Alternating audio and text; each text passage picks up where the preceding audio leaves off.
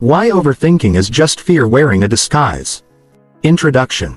The endless conversation inside your head. There is a conversation happening inside your head right now. It never completely stops. It comments on your choices, questions your decisions, replays your mistakes, predicts future problems, analyzes conversations, examines possibilities, creates scenarios, builds arguments, imagines outcomes. And often, it does all of this long after the moment has passed. For some people, this inner voice feels helpful. It feels responsible, intelligent, careful, thoughtful. It feels like preparation, like protection, like wisdom. But what if much of what we call overthinking is none of those things? What if overthinking is not a sign of intelligence? What if it is not evidence of deep thinking? What if it is not preparation at all? What if overthinking is simply fear wearing a disguise? This idea may sound uncomfortable. Because overthinking often feels productive. You are doing something. Analyzing, evaluating, considering, planning. It feels better than doing nothing. Yet overthinking rarely creates peace, rarely creates clarity, rarely creates confidence. Instead, it creates confusion, exhaustion, paralysis, doubt, and endless mental noise. The more you think, the less certain you become. The more possibilities you examine, the harder decisions feel. The more you try to avoid mistakes, the more trapped you become. Eventually you begin living inside your head instead of inside your life. And that is where overthinking becomes dangerous. The difference between thinking and overthinking. Thinking is useful. Thinking solves problems. Thinking creates understanding. Thinking helps us learn. Thinking allows us to plan. Without thinking, progress would be impossible. But overthinking is different. Thinking seeks solutions. Overthinking seeks certainty. Thinking moves toward action. Overthinking delays action. Thinking creates clarity. Overthinking creates confusion. The distinction is subtle, yet life-changing. One helps you move forward. The other keeps you standing still. Why smart people often overthink. One of the greatest misconceptions about overthinking is that it happens because someone is weak. Often the opposite is true. Many overthinkers are intelligent, thoughtful, conscientious, aware. They notice details, recognize risks, imagine possibilities. The very abilities that make them capable can also make them vulnerable. Because intelligence can create more scenarios, more possibilities, more outcomes, more reasons to hesitate. The mind becomes so good at imagining danger that it forgets how to move. The fear nobody sees. Most overthinkers do not believe they are afraid. They believe they are being careful, responsible, prepared, logical. But beneath endless analysis often lies fear. Fear of failure. Fear of rejection. Fear of embarrassment. Fear of making the wrong choice. Fear of uncertainty. Fear of regret. Fear rarely announces itself directly. Instead, it disguises itself as excessive thinking. It says, "Let's analyze this a little more. Let's wait until we're sure. Let's consider every possibility. Let's think about this one more time." The voice sounds reasonable, which is why it is so convincing.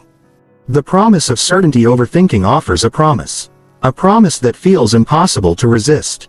It whispers, "If you think long enough, you will eventually eliminate uncertainty. If you analyze enough, you will guarantee success. If you prepare enough, you will avoid pain." The problem is that life does not work this way. Uncertainty cannot be eliminated. Risk cannot be removed. Mistakes cannot be avoided completely. And no amount of thinking can change that. Yet the mind keeps trying. Because certainty feels safe, and safety feels necessary. The prison of possibilities. Imagine standing at a crossroads. One path leads left. One path leads right. A thinker evaluates both options, makes a decision, moves forward. An overthinker imagines every possible outcome, every risk, every mistake, every future consequence. Hours pass. Days pass. Weeks pass. No decision is made. The person remains exactly where they started, paralyzed by possibilities. The tragedy is not choosing the wrong path. The tragedy is never choosing at all. The cost of living in your head. Overthinking steals more than time. It steals experiences, opportunities, relationships, growth, peace. While you are replaying conversations, life continues. While you are analyzing possibilities, opportunities pass. While you are waiting for certainty, time moves forward. The cost is invisible, which makes it easy to ignore. But over years, the consequences become enormous. Not because of bad decisions, because of delayed decisions. Why this book exists. This book is not about eliminating thought. Thought is valuable, necessary, powerful. This book is about understanding the difference between thoughtful reflection and fear-driven analysis. It is about recognizing the hidden fears beneath overthinking. It is about learning to trust yourself, take action, and live with uncertainty. Because freedom does not come from knowing everything. Freedom comes from accepting that you never will. What you will learn. Over the next 10 chapters, you will discover why overthinking is often fear in disguise, how the brain responds to uncertainty, why analysis becomes addictive, how overthinking creates anxiety, why action reduces fear, how confidence is built, how to stop seeking perfect certainty, how to trust yourself again, how courage defeats mental paralysis, how to live more fully and think more clearly. Most importantly, you will learn a simple truth. The goal is not to think less. The goal is to fear less. Because when fear loses its grip, overthinking loses its purpose, and life finally begins moving forward again. Chapter 1. The hidden cost of thinking too much. Most people believe overthinking is harmless. After all, thinking seems productive. Thinking feels responsible. Thinking appears intelligent. When you spend hours analyzing a situation, it can feel as though you are making progress. But there is a critical difference between solving a problem and mentally circling around it. One moves you forward. The other keeps you trapped. Overthinking is rarely recognized as a problem because it disguises itself as productivity. You are not sitting idle. You are considering possibilities, reviewing options, preparing for the future. Yet despite all that mental activity, nothing changes. No action is taken. No decision is made. No progress occurs. The mind remains busy. The life remains still. And that is the hidden cost. The mental treadmill. Imagine stepping onto a treadmill. You begin running. You sweat.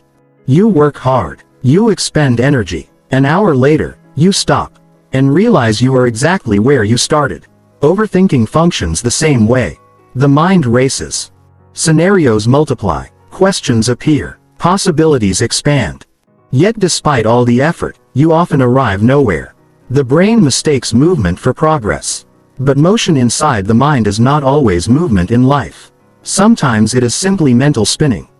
And spinning creates exhaustion, not results. Why overthinking feels productive? The reason overthinking becomes addictive is because it creates the illusion of control. When uncertainty appears, thinking feels like action. You tell yourself, I'm working through it, I'm preparing, I'm being careful, I'm making sure I don't make a mistake. The mind experiences temporary relief, because analysis creates a feeling of safety. Unfortunately, that safety is often temporary. The uncertainty remains, which means the thinking continues. The cycle repeats. And what began as problem solving becomes obsession. The opportunity cost. Nobody talks about every hour spent overthinking as an hour not spent acting. Every day spent hesitating is a day not spent growing. Every opportunity delayed creates another opportunity lost. Most people focus on the risks of action. Few focus on the risks of inaction. Yet inaction carries enormous consequences. A conversation never started. A business never launched. A book never written. A relationship never pursued. A dream never attempted. The danger of overthinking is not merely what it makes you do. It is what it prevents you from doing. The exhaustion of constant analysis. The brain was not designed to remain in a state of constant evaluation. Decision after decision. Scenario after scenario. Risk after risk. Eventually mental fatigue appears. This fatigue creates an interesting paradox. The more you think, the harder thinking becomes. Clarity decreases. Confusion increases. Confidence weakens. What began as an attempt to find certainty often produces even greater uncertainty. Because endless analysis creates information overload. And information overload creates paralysis. Decision fatigue. Every decision requires energy. What should I do?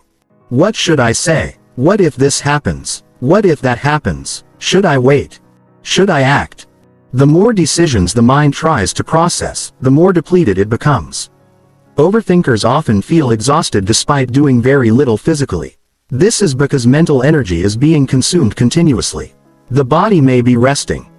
The mind is not. And eventually the cost becomes visible. How overthinking damages confidence. Confidence grows through action, not analysis.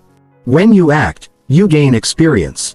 When you gain experience, you gather evidence. When you gather evidence, self-trust increases. Overthinking interrupts this process. Instead of acting, you analyze. Instead of learning, you speculate. Instead of gaining evidence, you imagine possibilities. The result is a lack of real-world experience. And without experience, confidence struggles to develop. This creates a vicious cycle. Low confidence leads to more overthinking. More overthinking leads to less action. Less action prevents confidence from growing. The relationship cost. Overthinking does not only affect goals, it affects relationships. Consider how many people replay conversations, analyze text messages, interpret facial expressions, search for hidden meanings, wonder what others think, question whether they said the right thing. The mind becomes trapped in endless interpretation. Meanwhile, the relationship itself often suffers. Because overthinking creates distance. Instead of being present, the person becomes absorbed in mental analysis. They stop experiencing the relationship directly and start experiencing their thoughts about the relationship. These are not the same thing. The creativity killer. Creativity requires movement, experimentation, risk, exploration, mistakes. Overthinking disrupts all of them. When every idea is judged before it is expressed, creativity shrinks. When every possibility is evaluated for flaws, innovation slows. When every action requires certainty, progress stops. Some of the world's best ideas emerge because someone acted before they knew exactly how things would unfold. Perfection would have prevented creation. Action made creation possible. Why overthinkers often feel stuck. Many overthinkers describe feeling trapped. Not physically. Mentally. They know what they want. They understand what needs to be done. Yet something prevents movement. That something is often fear disguised as analysis. The brain keeps generating reasons to delay. More research. More preparation. More certainty. More time. The person believes they are getting closer to readiness. In reality, they are often moving farther away from action. The myth of the perfect decision. One of the biggest drivers of overthinking is the belief that a perfect decision exists somewhere, hidden among countless possibilities, if only enough analysis occurs. The problem is that most decisions do not reveal themselves in advance. Life rarely provides certainty. Most decisions become clear after action, not before it. Experience creates clarity. Analysis alone rarely does. Yet overthinkers continue searching for perfect answers to imperfect questions. The emotional cost. Perhaps the greatest cost of overthinking is emotional. Anxiety increases. Stress increases. Self-doubt increases. The future begins to feel threatening. Even when no immediate danger exists. The mind continuously scans for problems.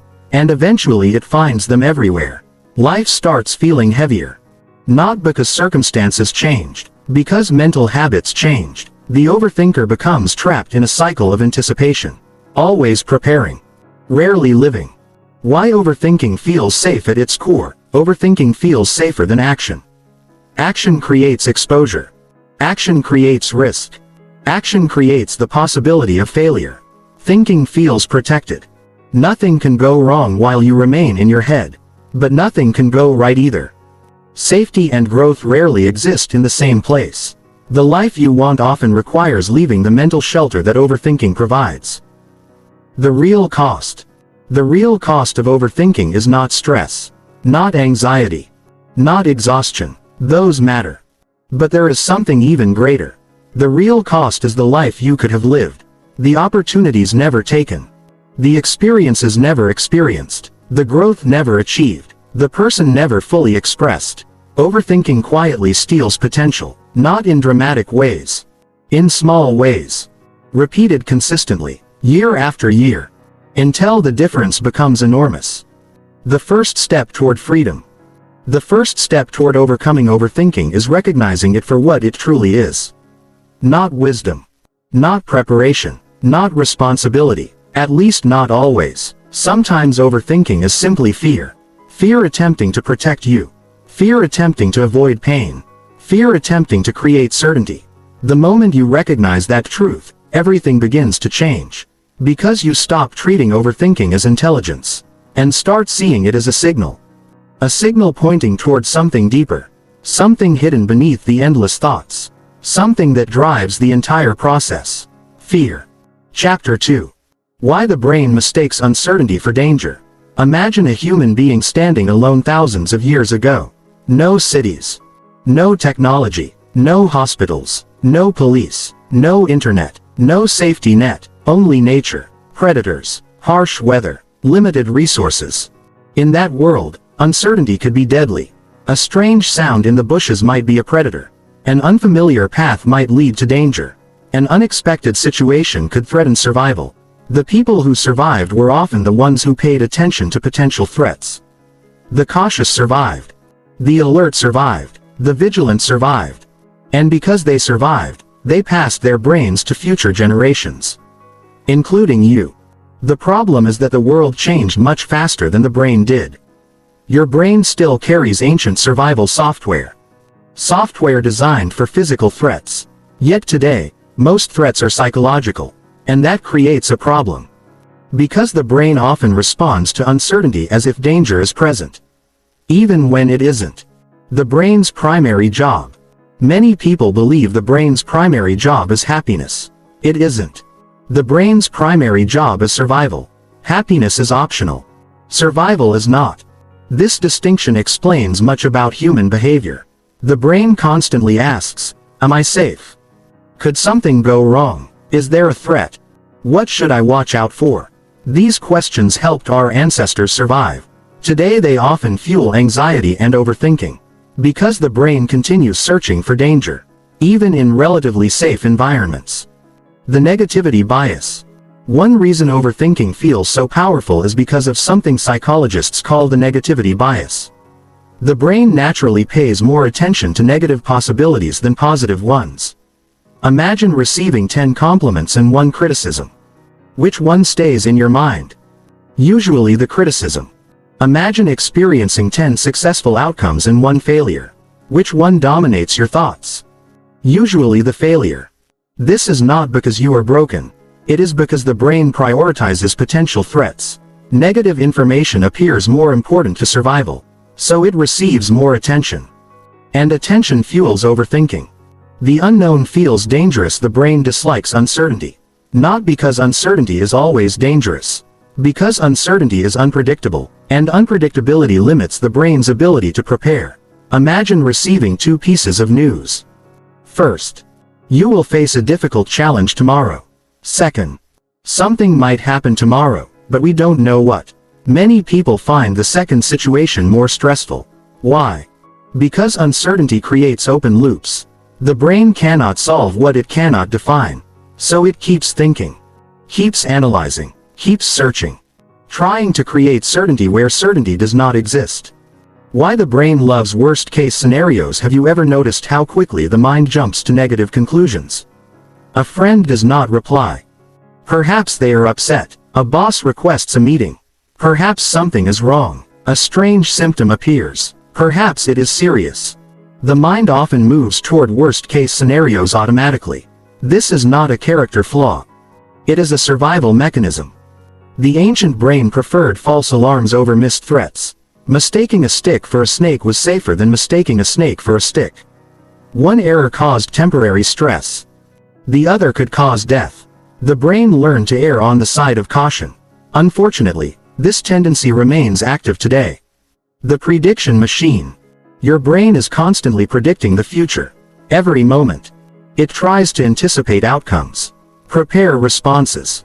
Reduce surprises. This predictive ability is useful. It helps you navigate life. But when uncertainty appears, the prediction system struggles. There is insufficient information. The future becomes unclear. The brain becomes uncomfortable, and that discomfort often triggers overthinking. The mind keeps generating possibilities, searching for certainty, searching for answers, searching for relief. Why overthinking feels necessary? When uncertainty creates discomfort, overthinking appears to offer a solution. The brain says, let's think about it more. Let's prepare. Let's analyze every possibility. For a brief moment, this feels helpful. The person experiences a sense of control, a sense of progress, a sense of preparation, but the relief is temporary. Soon another question appears, another possibility, another concern, and the cycle continues, because uncertainty was never eliminated, only postponed. Modern problems. Ancient brain. Consider how many things people overthink today. Career decisions, relationships, money, social situations, public speaking, business opportunities, life choices. Most of these situations are not physically dangerous, yet the brain often reacts as though they are. Heart rate increases, anxiety appears, stress grows, thoughts multiply. The ancient survival system cannot always distinguish between physical danger and psychological discomfort. To the brain, uncertainty is uncertainty. And uncertainty feels threatening. The fear of the unknown. At its core, overthinking often reflects a fear of the unknown. People want guarantees, assurance, predictability, control. The future rarely provides these things, which creates tension. The mind tries to resolve the tension through analysis. Unfortunately, many questions have no immediate answers. No amount of thinking can reveal the future. No amount of analysis can eliminate uncertainty completely. Yet the brain keeps trying. Because uncertainty feels unfinished. The certainty addiction. Many overthinkers become addicted to certainty. Not consciously. Psychologically. They feel uncomfortable without clear answers. Without guarantees. Without knowing exactly what will happen. The problem is that certainty is rarely available, especially for important decisions. Relationships, business ventures, career changes, personal growth, all involve uncertainty. Waiting for certainty often means waiting forever. Why anxiety and overthinking work together? Anxiety and overthinking reinforce each other. Anxiety creates questions. Questions create thinking. Thinking creates more possibilities. More possibilities create more anxiety. The cycle feeds itself. Eventually the person feels trapped. Not because the situation is impossible. Because the mental loop has become automatic. Breaking the loop requires understanding what is actually happening. The brain is attempting to create safety, even when no immediate danger exists. The illusion of preparation. One of the most deceptive aspects of overthinking is that it feels like preparation. The mind convinces itself, if I think about every possibility, I'll be ready. Sometimes preparation is valuable. But overthinking goes beyond preparation. It enters repetition. The same thoughts, the same concerns, the same scenarios, again and again. No new information appears. No new solution emerges. Only more mental activity. At that point, the thinking is no longer helping. It is simply maintaining anxiety. The difference between danger and discomfort. This distinction changes everything. Many people treat discomfort as danger. But they are not the same. Danger requires protection. Discomfort requires courage. Speaking in public may be uncomfortable. It is not dangerous. Starting a business may be uncomfortable. It is not dangerous. Having an honest conversation may be uncomfortable. It is not dangerous. Growth often feels uncomfortable because it involves uncertainty. The brain interprets that uncertainty as threat. Understanding this helps weaken overthinking. Trusting yourself instead of predicting everything. Most overthinkers focus on predicting the future. The healthier approach is often trusting yourself. Instead of asking, how can I guarantee success? Ask, can I trust myself to handle whatever happens? This question changes everything. Because certainty becomes less important, the future becomes less threatening. Confidence grows. Not because you know what will happen. Because you trust your ability to respond. The freedom of accepting uncertainty. The ultimate solution to overthinking is not perfect prediction. It is acceptance. Acceptance that uncertainty is part of life. Acceptance that guarantees do not exist. Acceptance that mistakes are unavoidable. Acceptance that growth requires risk. Paradoxically, accepting uncertainty often creates more peace than fighting it. Because the battle ends. The mind stops demanding impossible answers. And energy becomes available for action. The core truth. Your brain was designed to protect you. Not to make you fearless. Not to make you confident. Not to make you happy. To keep you alive. That ancient survival system treats uncertainty as a potential threat, which is why overthinking feels so natural. The mind believes it is helping. Preparing. Protecting. Keeping you safe. But many of today's challenges require something different. Not endless analysis. Not perfect certainty, but courage. The willingness to move forward despite uncertainty. Because uncertainty is not the enemy. Avoiding life because of uncertainty is. Chapter 3. The fear beneath every overthought. Most people believe their problem is overthinking. But overthinking is rarely the real problem. It is usually a symptom. A symptom of something deeper. Something hidden beneath the endless analysis. Something powerful enough to keep the mind trapped in circles for hours, days, or even years. That hidden force is fear. Not always obvious fear. Not the kind that makes your heart race or sends you running from danger. A quieter fear. A psychological fear. A fear that disguises itself as logic. Preparation. Responsibility. Carefulness. The thoughts are visible. The fear is not. And until you identify the fear, the overthinking continues. Because thoughts are often serving a purpose. They are trying to protect you from something. The question is, what are they trying to protect you from? Every overthought has an emotional target. Imagine someone replaying a conversation in their head. Again and again. Analyzing every word, every facial expression, every pause. What are they really searching for? Usually not information. Usually reassurance. They fear they said the wrong thing. Fear they embarrassed themselves. Fear they damaged the relationship. Fear they will be judged. The thoughts are not the problem. The fear beneath them is. The same pattern appears everywhere. Overthinking about money often hides fear of loss. Overthinking about relationships often hides fear of rejection. Overthinking about decisions often hides fear of failure. The mind focuses on the situation. But the real issue is emotional. Fear of failure. One of the most common drivers of overthinking is the fear of failure. People imagine what could go wrong. They picture mistakes, embarrassment, disappointment, lost opportunities. The mind begins creating scenarios, trying to identify every possible risk, trying to prevent every possible mistake. The intention seems reasonable, but there is a problem. Failure cannot be eliminated. No amount of thinking can guarantee success. Yet the mind continues trying.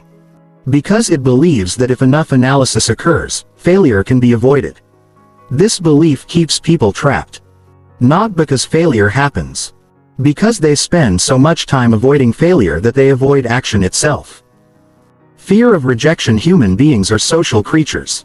For thousands of years, belonging increased chances of survival. Isolation often meant danger. As a result, the fear of rejection became deeply rooted. Today that fear still exists.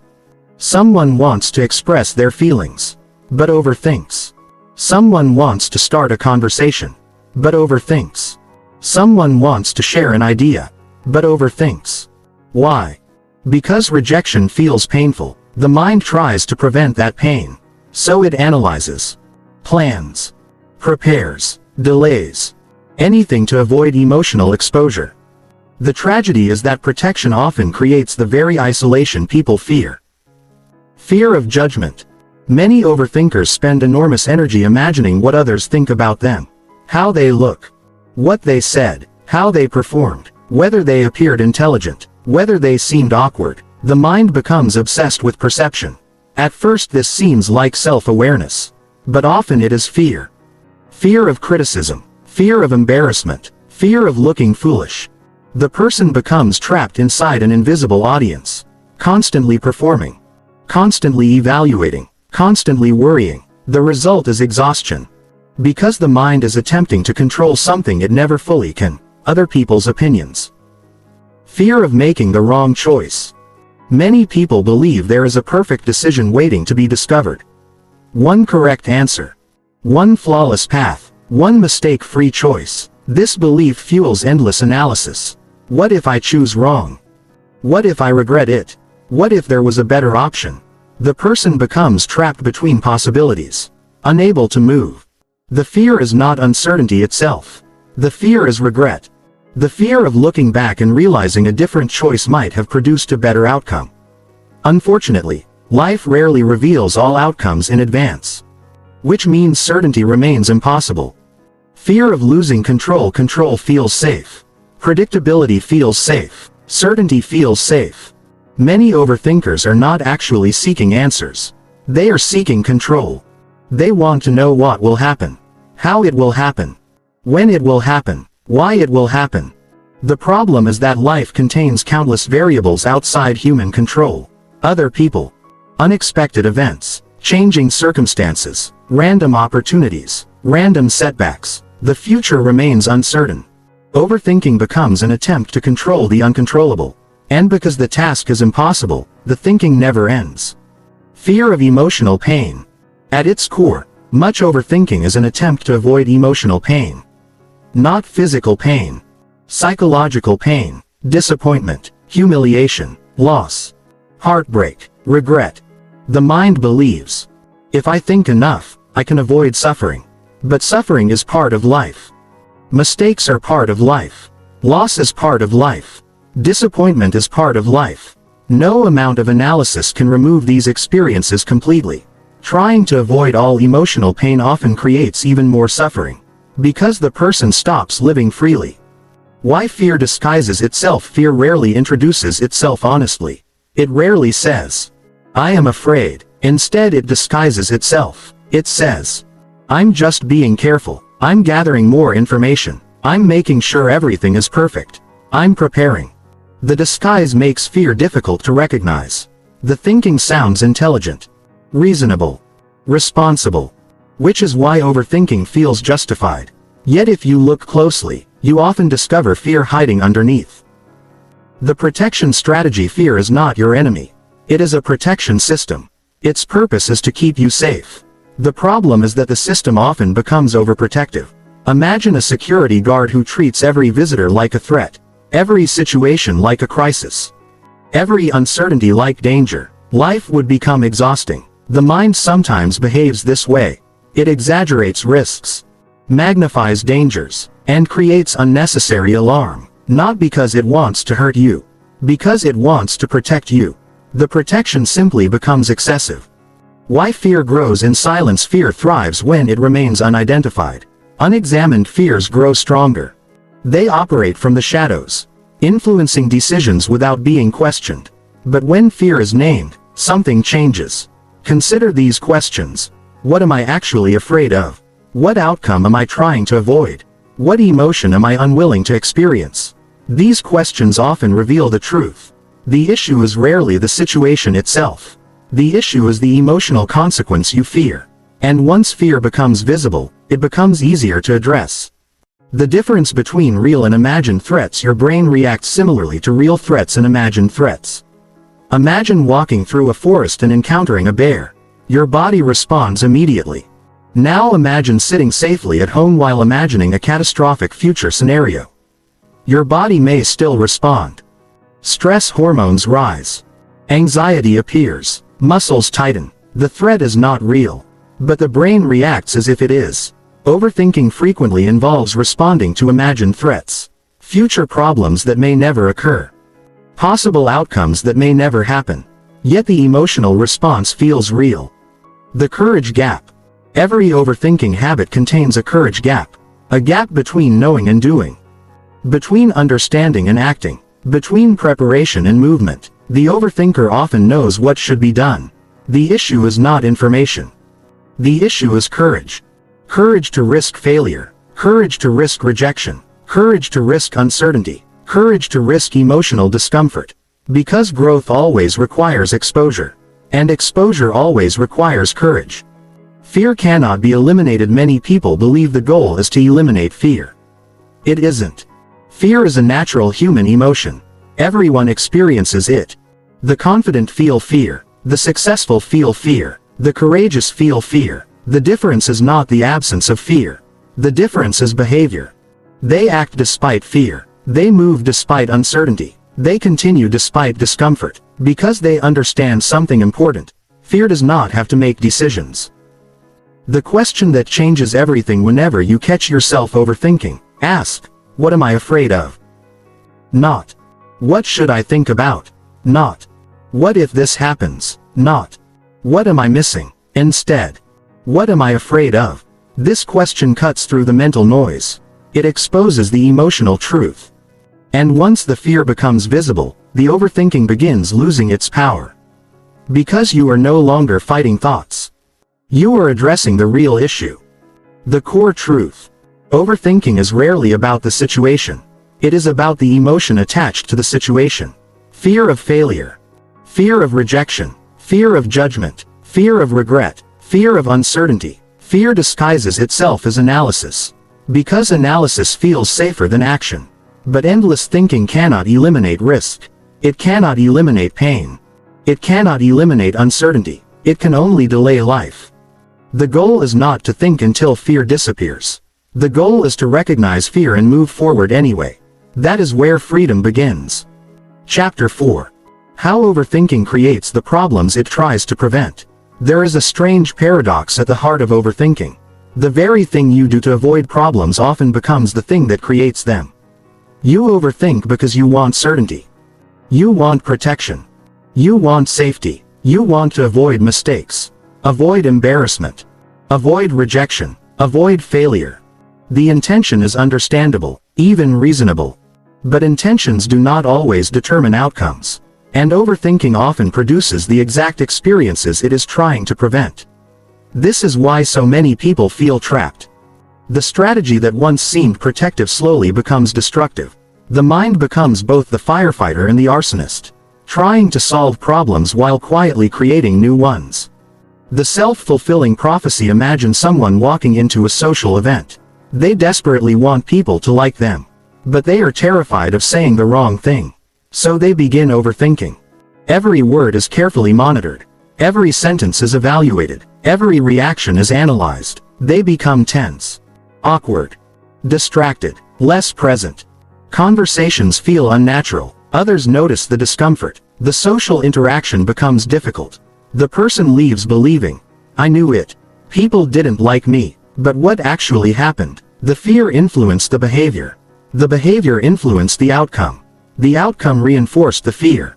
This is the self-fulfilling prophecy. Not because the fear was accurate. Because the fear changed the person's actions. When fear becomes a blueprint, fear does not merely influence thoughts. It influences behavior. And behavior shapes reality.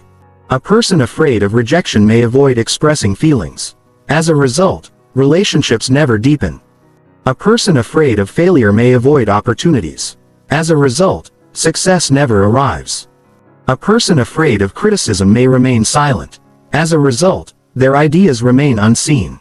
The fear creates protective behavior. The protective behavior creates unwanted outcomes. The unwanted outcomes appear to confirm the fear. And the cycle continues. The confidence trap. Many people believe they need confidence before action. So they wait. They analyze. They prepare. They overthink. They tell themselves, I'll act once I feel confident. The problem is that confidence rarely arrives before action. Confidence is usually the result of action, not the prerequisite.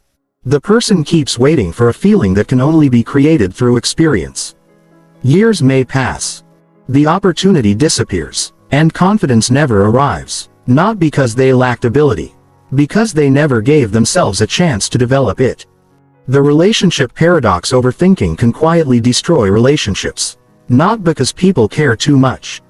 But because they become trapped inside their own minds. Imagine someone constantly wondering, do they really like me? What did that text mean? Why did they say that? Are they losing interest? The person becomes hyperaware, suspicious, anxious, needy. Eventually the relationship feels strained. The other person senses tension. Distance appears. And suddenly the feared outcome begins happening. Not because it was inevitable. Because fear influenced behavior. The perfectionism problem: many overthinkers are perfectionists. They want things done correctly, completely, flawlessly. The goal sounds admirable, but perfectionism often creates procrastination. The person waits for the perfect plan, the perfect moment, the perfect opportunity, the perfect execution. Meanwhile, nothing happens. Projects remain unfinished. Dreams remain unrealized. Progress remains delayed. Perfectionism promises excellence, but frequently delivers stagnation. Analysis paralysis. Imagine standing in front of 100 doors. Each door represents a possible future. You want to choose the best one. So you begin analyzing, comparing, evaluating, researching, predicting. Days pass, weeks pass, months pass. You are still standing in front of the doors. Someone else arrives, chooses one, walks through, makes mistakes, learns, adjusts, eventually finds success. The difference was not intelligence. The difference was movement. Analysis without action eventually becomes paralysis. And paralysis guarantees one thing: no progress. The opportunity cost of delay. Most people focus on the risks of action. Few focus on the risks of delay. Every delayed decision carries a hidden price. Every postponed opportunity has a cost. Every avoided conversation changes the future. Time does not pause while you think. Life continues moving. Opportunities evolve. People move on. Circumstances change. The person who waits for certainty often discovers that certainty arrived too late. How anxiety feeds itself. Overthinking and anxiety create a powerful loop. Anxiety creates worry. Worry creates thinking. Thinking creates more possibilities. More possibilities create more anxiety. The cycle becomes self-sustaining. The person begins living in anticipation, always preparing for future problems, always expecting difficulties, always searching for danger. The mind becomes trapped in a state of constant readiness. Yet most of the predicted disasters never occur. The suffering was real. The threat was not. The illusion of safety. Overthinking feels safer than action. Because action exposes you to reality. Reality contains uncertainty. Reality contains risk. Reality contains discomfort. Thinking allows you to stay protected, at least temporarily. But there is a hidden cost. The comfort of avoidance often creates long-term pain. The discomfort of action often creates long-term growth. The choice feels backward. Yet it is true. Short-term comfort frequently produces long-term regret. Short-term discomfort frequently produces long-term freedom. Why experience beats prediction? Many people try to predict their way into confidence. It rarely works. Experience teaches lessons that thinking never can. You can read about public speaking, but only speaking creates a speaker. You can study relationships, but only relationships create relationship skills. You can learn about business, but only business creates an entrepreneur. Reality teaches lessons unavailable to imagination, which is why action remains essential. No amount of thinking can replace experience. The hidden fear of looking foolish. Many overthinkers are not afraid of failure itself. They are afraid of appearing foolish, appearing inexperienced, appearing imperfect. They imagine judgment, embarrassment, criticism. So they hesitate. Yet every expert was once a beginner. Every skilled person was once unskilled. Every confident person was once uncertain. Growth requires temporary incompetence. There is no way around it. The person who accepts this learns faster. The person who fears it remains stuck. The reality gap. Overthinking occurs inside imagination. Life occurs inside reality. The two are not the same. In imagination, every possible problem exists simultaneously. In reality, only one moment exists at a time. This distinction matters. Because imagined futures often feel overwhelming, reality is usually manageable. The conversation you feared is often easier than expected. The challenge you dreaded is often survivable. The decision you avoided is often less dramatic than imagined. Reality tends to be kinder than fear predicts. Why action creates clarity? Many people wait for clarity before acting. But clarity often follows action, not the reverse. Imagine driving through dense fog at night. Your headlights illuminate only a short distance ahead. Yet that is enough. You move forward. As you move, more of the road appears. Life works similarly. You do not need to see the entire journey. You only need enough visibility for the next step. Movement creates information. Information creates clarity. Clarity creates confidence. The process begins with action. The courage advantage. Courage is not the absence of fear. It is movement despite fear. This distinction changes everything. Overthinkers often believe fearless people exist. They don't. Successful people feel uncertainty. Confident people feel doubt. Brave people feel fear. The difference is that they refuse to let fear make decisions. They act while uncertainty exists. And action weakens fear. Because reality replaces imagination. Escaping the loop. The escape from overthinking is not found through better thinking. It is found through action. Small action. Imperfect action. Uncertain action. Action interrupts mental loops. Action creates evidence. Action produces feedback. Action moves life forward. The goal is not eliminating fear before moving. The goal is moving before fear disappears. Because fear rarely leaves first. Action comes first. Confidence follows. The turning point. Every overthinker eventually faces a choice. Continue analyzing. Or begin acting. Continue seeking certainty. Or accept uncertainty. Continue preparing forever. Or enter reality. That choice determines everything. Because life rewards movement. Not endless preparation. Not perfect certainty. Not flawless planning. Movement. The person who acts imperfectly often travels farther than the person who thinks perfectly. Because action changes reality. Thought alone rarely does. The moment you understand that overthinking often creates the very outcomes it fears, something shifts. You stop treating analysis as protection. And start recognizing it as avoidance. The fear loses its disguise. The pattern becomes visible. And once the pattern becomes visible, it can finally be broken. The next challenge is understanding why the mind becomes obsessed with controlling the future, and why the search for certainty is one of the biggest traps of all. Chapter 5. The illusion of control. Human beings crave control. We want to know what will happen. We want certainty about the future. We want guarantees that our efforts will succeed. We want assurance that our relationships will last. We want proof that our decisions are correct. Control feels safe. Predictability feels comfortable. Certainty feels calming. And because uncertainty creates discomfort, the mind constantly searches for ways to regain control. This is where overthinking becomes seductive. It offers the illusion that if you think long enough, analyze deeply enough, and prepare thoroughly enough, you can control what happens next. But that promise is an illusion. Because life has never been fully controllable. And it never will be. Why control feels necessary. Imagine being asked to board an airplane. Before boarding, you are told, everything has been carefully checked. The pilots are trained. The aircraft is maintained. Safety systems are in place. Most people feel relatively comfortable. Now imagine hearing, we're not entirely sure how things will go today. Suddenly anxiety appears. Nothing has changed except certainty. The human brain associates certainty with safety, and uncertainty with danger. This is why control feels so important.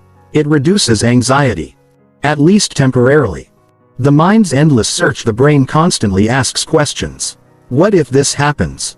What if that goes wrong? What if I make a mistake? What if I regret my choice? What if things don't work out? These questions are not random. They are attempts to predict the future. The brain believes that if it can predict enough possibilities, it can prevent pain. This belief drives much of overthinking. But prediction is not control. And that distinction matters. The false promise of overthinking. Overthinking makes a silent promise. It says, keep thinking, and eventually you'll feel certain. Keep analyzing, and eventually you'll eliminate risk. Keep preparing, and eventually you'll control the outcome. The problem is that certainty rarely arrives. The more you think, the more possibilities appear. The more possibilities appear, the more uncertainty you notice. The result is a cycle with no finish line. Because life always contains unknowns. No amount of thinking can change that. Control versus influence.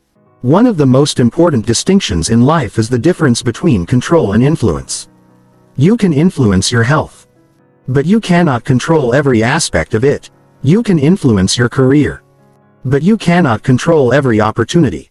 You can influence relationships, but you cannot control another person's choices. You can influence outcomes, but you cannot guarantee them. Many people spend enormous energy trying to control what can only be influenced.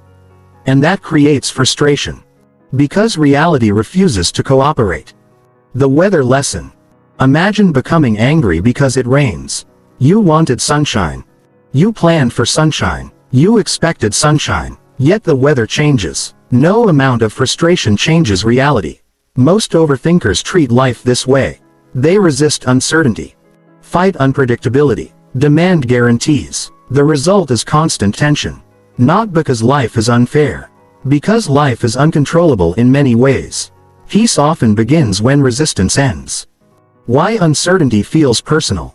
When something unexpected happens, people often react as though life has violated an agreement. A setback occurs. A rejection appears. A plan fails. And the person thinks, this wasn't supposed to happen. But uncertainty is not an exception to life. It is part of life. The expectation of certainty creates suffering, not uncertainty itself. When uncertainty is accepted as normal, many fears begin losing their power. The need to know. Many overthinkers are addicted to knowing. They want answers immediately. What does this mean? What will happen? What are they thinking? What should I do? The mind becomes uncomfortable when questions remain unanswered. So it keeps searching, keeps analyzing, keeps speculating. Yet many important questions can only be answered through time. No amount of thinking can speed up that process. Some answers arrive through experience, not analysis. Why control creates anxiety? This may seem counterintuitive, but the desire for control often creates anxiety. The more control you need, the more threatening uncertainty becomes. The more threatening uncertainty becomes, the more anxious you feel. The more anxious you feel, the more desperately you seek control. The cycle reinforces itself. Imagine trying to hold water tightly in your hands. The harder you squeeze, the faster it escapes. Control often works the same way. The tighter your grip, the greater your frustration. Life is a negotiation with uncertainty. Every meaningful experience contains uncertainty. Starting a business, entering a relationship, changing careers, moving to a new city, pursuing a dream, creating something valuable. There are no guarantees.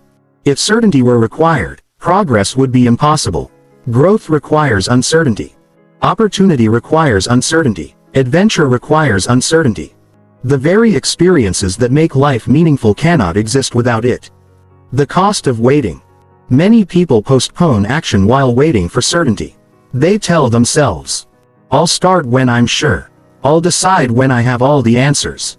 I'll move forward when the risk disappears. The problem is that certainty never arrives in the form they expect. And while they wait, life continues. Years pass. Opportunities disappear. Dreams remain unfinished. Not because success was impossible, because uncertainty was unacceptable. Trusting yourself instead of controlling everything. Most overthinkers focus on controlling circumstances. The wiser approach is learning to trust yourself. Think about the difference. Control says, I need to know exactly what will happen. Trust says, whatever happens, I'll handle it. Control depends on the future. Trust depends on you. Control is fragile. Trust is resilient. Control demands guarantees. Trust accepts uncertainty. This shift changes everything. The freedom of letting go does not mean giving up. It means releasing unrealistic expectations. Releasing the need for perfect certainty. Releasing the belief that everything must go according to plan. You still prepare. Still think. Still plan responsibly. But you stop demanding impossible guarantees. You stop fighting reality. And that creates freedom. Because energy previously spent controlling life becomes available for living it. Why the future cannot be solved. Many people treat the future like a puzzle. Something that can be solved in advance. Something that can be figured out completely before action. Life rarely works that way. The future unfolds. It reveals itself gradually, one step at a time. One experience at a time. Trying to solve the entire future before acting is like trying to read the last page of a book before writing the first chapter. The information does not exist yet. And that's okay. The confidence of adaptability. The strongest people are not those who predict everything correctly. They are those who adapt effectively. They trust their ability to respond, learn, adjust, recover, grow. Adaptability creates a deeper form of confidence than certainty ever can. Because adaptability remains useful regardless of what happens. The future becomes less frightening when you trust your ability to navigate it. The control trap. At the heart of overthinking lies a simple misunderstanding. People believe control creates safety. But excessive control often creates fear. Because life constantly reminds us of our limitations, there will always be unknowns. Unexpected events. Unpredictable outcomes. Trying to eliminate uncertainty is exhausting. Learning to live with uncertainty is liberating. The courage to release the wheel. Imagine riding in a car with someone who constantly grabs the steering wheel. Every turn creates panic. Every adjustment creates tension. The ride becomes miserable. Many people treat life this way. They try to control every detail, every possibility, every outcome. Eventually exhaustion appears. Because the task is impossible. At some point, peace requires releasing the wheel, not abandoning responsibility. Abandoning the illusion of total control. The real source of security. Most people search for security in circumstances. Money, success, relationships, predictability. Yet circumstances change. True security comes from something deeper. Your ability to adapt. Your ability to learn. Your ability to recover. Your ability to face uncertainty and continue moving forward. That kind of security cannot be taken away by changing circumstances. Because it comes from within. Not from the outside world. The turning point. The turning point arrives when you stop asking, how can I control everything? And start asking, how can I become stronger than my need for control? That question transforms overthinking. Because the goal shifts.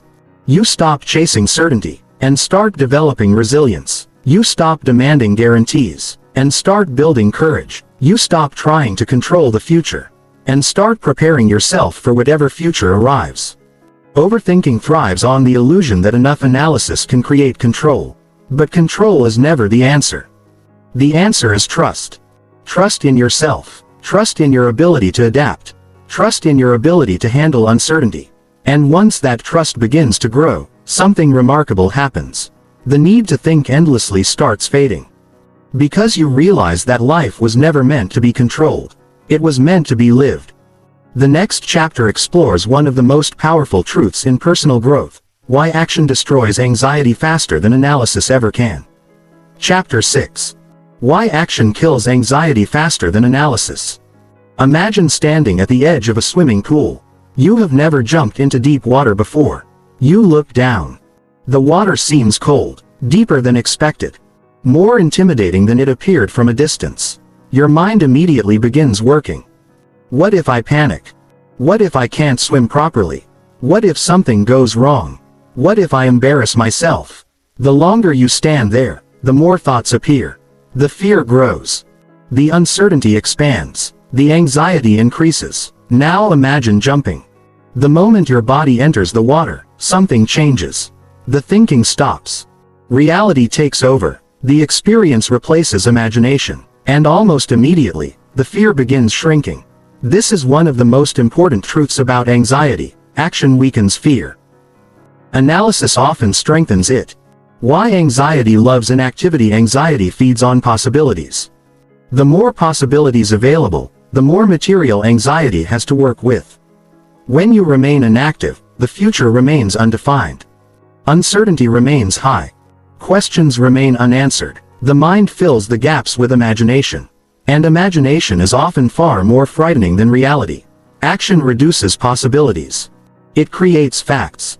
Facts replace speculation. Reality replaces fantasy. And anxiety loses much of its fuel. The gap between imagination and reality. Most fears exist in imagination, not reality. The job interview, the difficult conversation, the public speech, the first date, the business launch. Before these events occur, The mind creates countless scenarios. Most of them negative. Most of them exaggerated. Yet when the event finally happens, reality often looks very different. Not perfect. Not effortless, but manageable. This happens because reality is usually less terrifying than imagination. And action is what reveals that truth. Why thinking feels safer? Thinking feels safe because it avoids exposure. You can sit comfortably and analyze, predict, evaluate, speculate. No risk is required. No vulnerability is required. No discomfort is required. Action changes that. Action exposes you to reality. And reality contains uncertainty. This is why the brain prefers thinking. It appears safer. The problem is that safety often comes at the cost of growth. Fear cannot survive experience forever. Imagine someone terrified of public speaking. The first speech feels overwhelming. The second speech feels difficult. The 10th speech feels manageable. The 100th speech feels normal. What changed? Not the activity, the relationship with the activity. Experience transformed perception. Fear weakened because reality repeatedly contradicted the brain's predictions. The person discovered, I can handle this. This discovery is impossible without action. No amount of thinking can produce the same lesson. The confidence formula. Many people misunderstand confidence. They think confidence comes first. Then action follows. In reality, the opposite is usually true. Action creates experience. Experience creates evidence. Evidence creates confidence. Confidence is not the cause. Confidence is the result. Waiting to feel confident before acting is like waiting to become fit before exercising. The process is backwards. The thing you want is created by the thing you are avoiding. The myth of readiness. One of the most dangerous ideas in personal development is the belief that readiness arrives before action.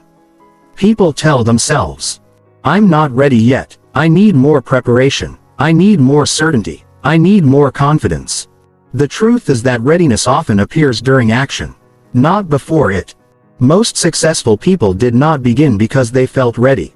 They began because they understood that readiness grows through experience. Motion versus progress. Overthinkers often mistake mental motion for progress. They read another article, watch another video, research another possibility, analyze another outcome. It feels productive, yet nothing changes. Action is different. Action creates movement in the real world. A single imperfect action often produces more growth than weeks of analysis. Because action creates feedback. And feedback creates learning. Why small actions matter. Many people avoid action because they focus on large outcomes. The business must succeed. The relationship must work. The speech must be perfect. The project must be flawless. These expectations create pressure. Pressure creates fear. Fear creates paralysis. The solution is smaller actions. Instead of focusing on the entire journey, focus on the next step. One phone call. One page. One conversation. One application. One attempt. Small actions feel manageable, and manageable actions create momentum. Momentum changes everything. A parked car requires enormous effort to move. A moving car requires far less effort to continue. Human behavior works similarly. Starting is difficult. Continuing becomes easier. The first step carries the greatest resistance. Once movement begins, momentum develops. The mind stops focusing entirely on fear, and starts focusing on progress. Momentum becomes a powerful antidote to overthinking. Why avoidance makes fear stronger. Every time you avoid something because of fear, the brain learns a lesson. The lesson is, that situation must be dangerous. Avoidance reinforces fear. The temporary relief feels good, but the long-term consequence is costly. The fear becomes stronger. The situation becomes more intimidating. The anxiety becomes more persistent. Avoidance teaches fear to grow. Action teaches fear to shrink. The reality test. Fear thrives in theory. Reality tests fear. Imagine someone convinced that failure would destroy them. Then they fail. And survive. Something important happens. The fear loses credibility. The person learns that discomfort is not destruction. Disappointment is not catastrophe. Mistakes are not the end. Reality often reveals strength the person never knew they possessed. Learning through action. Some lessons cannot be learned intellectually. They must be experienced. You can read about courage, but only courageous action teaches courage. You can study confidence, but only confident behavior creates confidence. You can understand resilience, but only adversity develops resilience. Knowledge is valuable. Experience transforms, and experience requires action. The action bias. Highly effective people share a common characteristic. They possess an action bias. This does not mean recklessness. It does not mean impulsiveness. It means a willingness to move despite uncertainty. They understand that information gathered through action is often more valuable than information gathered through endless analysis. They learn by doing, adjust by doing, grow by doing. And because of that, they progress faster. Why courage comes before confidence. Many people spend years chasing confidence. What they actually need is courage. Confidence says, I know I can do this. Courage says, I don't know if I can do this, but I'm willing to try. Confidence is wonderful when it exists. Courage matters when it doesn't. And most meaningful achievements begin with courage. Not certainty. Not confidence. Not guarantees. Courage. The transformation point. Every overthinker eventually reaches a moment of truth. A moment when more thinking provides no additional value. The information has been gathered. The options have been considered. The possibilities have been analyzed. Only one thing remains. Action. This is the point where transformation begins. Not because fear disappears. Because action becomes more important than fear. The power of imperfect action. Many people delay action because they want perfect execution.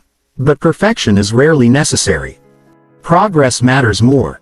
An imperfect action creates learning. A delayed action creates nothing. An imperfect attempt creates experience. A postponed attempt creates regret. The people who achieve meaningful things are rarely those who wait for perfect conditions. They are the ones willing to begin imperfectly.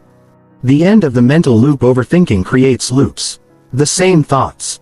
The same fears. The same questions. Repeated endlessly. Action interrupts the loop. Reality enters the conversation. Feedback arrives. New information appears. The mind finally has something real to work with, instead of endlessly imagining possibilities. This is why action feels so liberating. It replaces mental noise with lived experience. The truth: most people learn too late. Many people spend years trying to think their way out of anxiety. They believe the next insight will solve everything. The next realization. The next strategy. The next answer. But anxiety often decreases not when understanding increases. It decreases when action increases. Because action teaches lessons that thinking cannot. And one of the most important lessons is this: you are stronger than your fear predicts. You are more adaptable than your anxiety believes. You are more capable than your doubts suggest. But you can only discover that through action, never through analysis alone. There comes a point when thinking has done its job. A point where the next step is no longer understanding. It is movement. And movement changes everything. Because fear grows in stillness. But courage grows in action. The next chapter explores another powerful trap that keeps people stuck for years. The endless pursuit of perfect certainty, and why waiting until you're completely sure may be the biggest mistake of all. Chapter 7. The trap of seeking perfect certainty. There is a question that quietly controls the lives of millions of people. A question so common that most people never stop to examine it. The question is, what if I'm wrong? At first glance, it seems reasonable, intelligent, responsible. After all, nobody wants to make mistakes. Nobody wants to choose the wrong path. Nobody wants to regret a decision. So the mind begins searching. For certainty.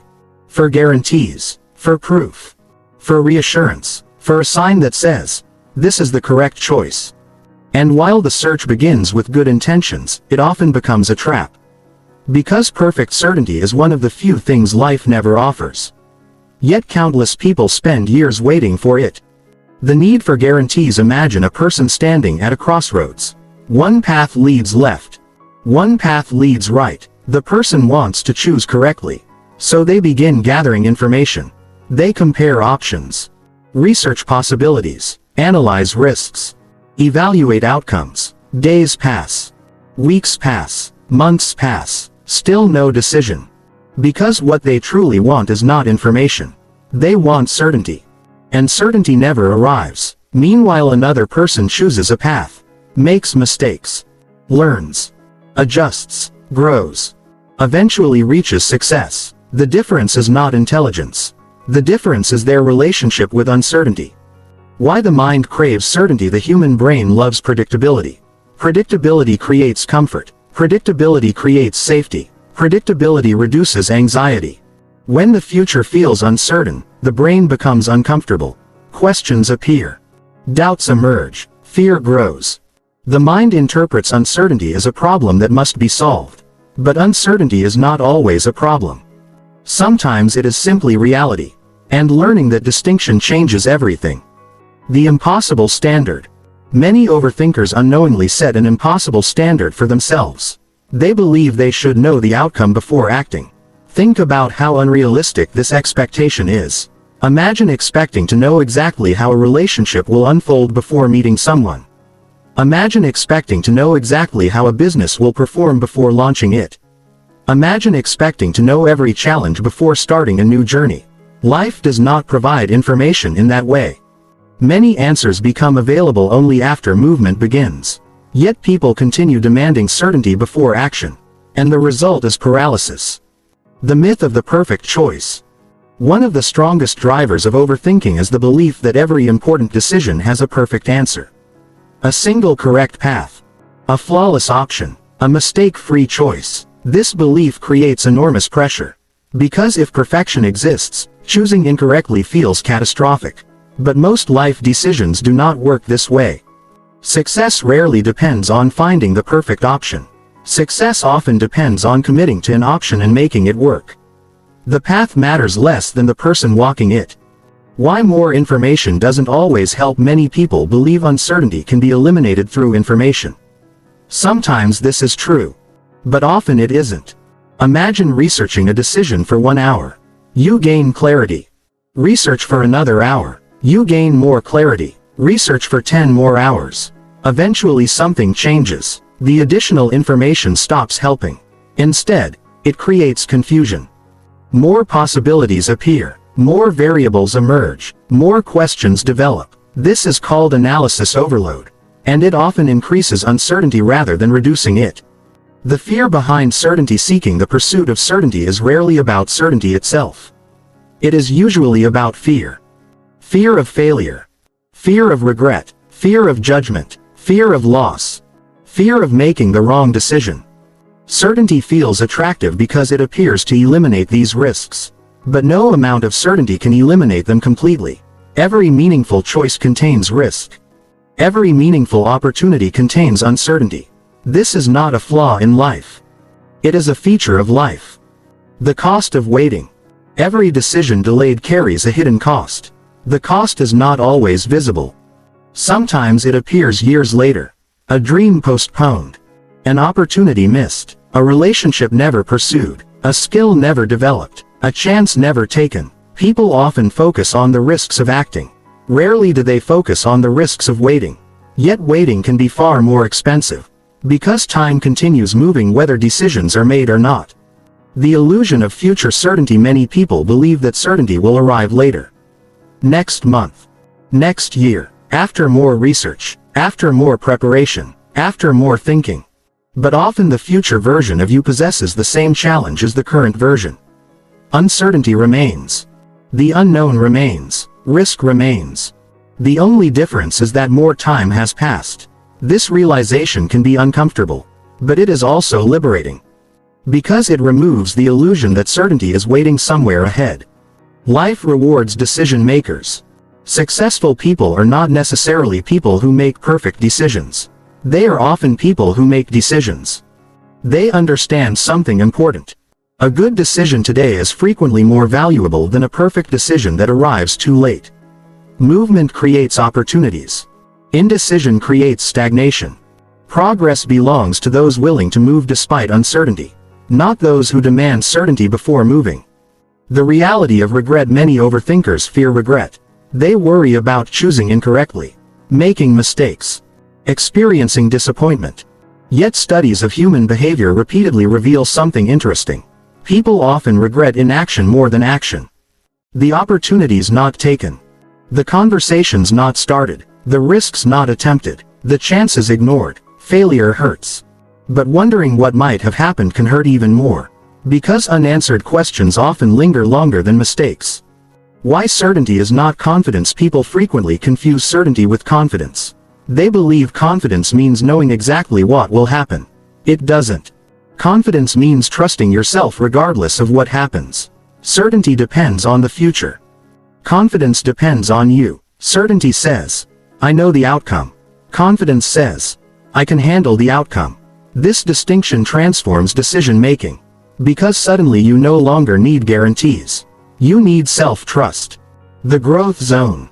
Everything meaningful exists beyond certainty. Growth, love, creativity, adventure, leadership, achievement, purpose. None of these come with guarantees. They all require stepping into the unknown. The person waiting for certainty remains stuck in familiar territory. The person willing to tolerate uncertainty enters the growth zone. And growth always begins where certainty ends. Why successful people move anyway. Observe highly successful individuals closely. You will notice something surprising. They are not free from uncertainty. They simply refuse to be controlled by it. They start businesses without guarantees. Share ideas without guarantees. Make decisions without guarantees. Pursue goals without guarantees. Not because they know everything.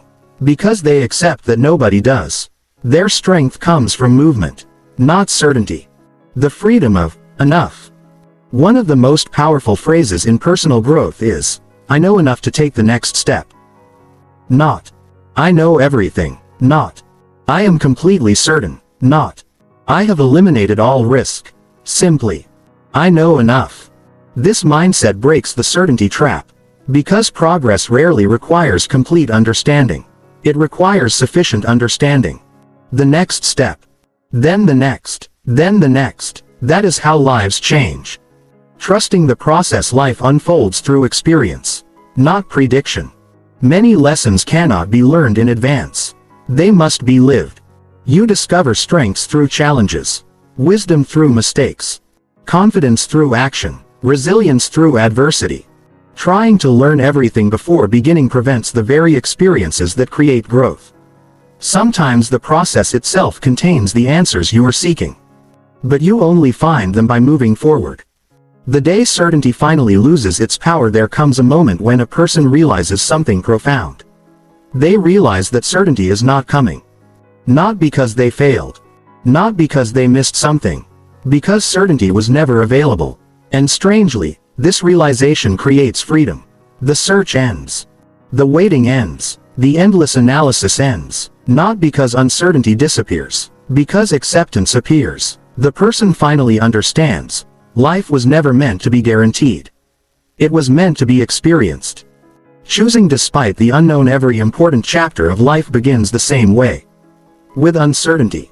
The relationship, the opportunity, the dream, the journey, the decision. No guarantees, no certainty, only possibility. And possibility is enough. Because the future belongs to those willing to act without complete assurance. Those willing to trust themselves.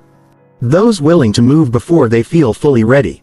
Those willing to choose despite the unknown. Perfect certainty is a mirage. The closer you chase it, the farther it moves away. The people who spend their lives pursuing it often remain trapped. The people who learn to live without it become free. And once that freedom arrives, something remarkable happens. The mind begins trusting itself again. Instead of demanding certainty from the future. The next chapter explores how to rebuild that trust, and why trusting yourself may be the ultimate cure for overthinking. Chapter 8. Rewiring the mind to trust itself. At the heart of overthinking lies a broken relationship. Not a relationship with another person. A relationship with yourself. Most overthinkers do not trust their ability to handle uncertainty. They do not trust their decisions. They do not trust their judgment. They do not trust their resilience. They do not trust their capacity to recover from mistakes. As a result, the mind tries to compensate. It analyzes more, plans more, worries more, prepares more. The thinking is not really about the situation. It is about trust. Or more accurately, the absence of trust. Because when you trust yourself, uncertainty becomes less threatening. When you trust yourself, mistakes become less terrifying. When you trust yourself, life feels less dangerous. The problem is that many people have spent years teaching themselves the opposite. How self-trust gets broken. Nobody is born overthinking. Nobody enters the world doubting every decision. Overthinking develops over time. And one of the reasons it develops is because self-trust gradually erodes. Perhaps you made mistakes and judged yourself harshly. Perhaps you failed and concluded you were incapable. Perhaps you experienced criticism and began questioning your instincts. Perhaps you learned that mistakes were unacceptable. Whatever the cause, the result is similar. You stop trusting yourself. And when trust disappears, overthinking rushes in to fill the gap. The need for external validation. When people do not trust themselves, they often depend on external validation. They seek reassurance, opinions, approval, confirmation. They ask everyone what they should do. They search endlessly for advice. They look for certainty outside themselves. At first this feels helpful. But it creates a hidden problem. Every time you depend entirely on someone else's judgment, you weaken confidence in your own. The message becomes, other people know better than I do.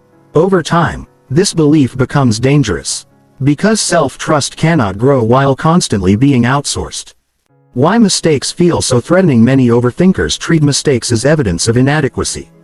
A wrong decision becomes proof they are incapable. A failure becomes proof they are not enough. A setback becomes proof they cannot be trusted. This interpretation creates fear. Because every decision now feels loaded with meaning. The truth is much simpler. Mistakes are not evidence of inadequacy. They are evidence of participation. Every successful person has made mistakes. Every expert has failed. Every leader has chosen incorrectly at times. Mistakes are not signs of weakness. They are signs of engagement with reality. Learning to trust your decisions. One reason people overthink is because they expect perfect decisions. They believe good decision makers always choose correctly. Reality says otherwise. Good decision makers often make imperfect decisions. The difference is that they do not collapse afterward. They adapt, learn, adjust, improve. Trusting yourself does not mean believing you will always be right. It means believing you can handle being wrong. That distinction changes everything. The power of keeping promises to your self-trust grows the same way in every relationship. Through consistency. Imagine a friend who repeatedly breaks promises. Trust weakens. Imagine a friend who consistently follows through. Trust strengthens. The same principle applies internally. Every time you promise yourself something and fail to follow through, self-trust decreases. Every time you keep your word to yourself, self-trust grows. The promise does not need to be enormous. Small commitments matter. Wake up when you said you would. Complete what you started. Honor your intentions. These actions send a powerful message. I can rely on myself. And that message slowly transforms identity. Evidence beats affirmations. Many people attempt to build confidence through positive thinking alone. Affirmations can help. Encouragement can help, but evidence matters more. The mind trusts evidence. When you repeatedly face challenges and survive, evidence accumulates. When you repeatedly solve problems, evidence accumulates. When you repeatedly recover from setbacks, evidence accumulates. Eventually the brain begins updating its beliefs. Not because someone told you to feel confident. Because reality demonstrated your capability. The strength you forgot about. One of the biggest reasons people overthink is because they underestimate themselves. They focus on future uncertainty while ignoring past resilience. Think about your life.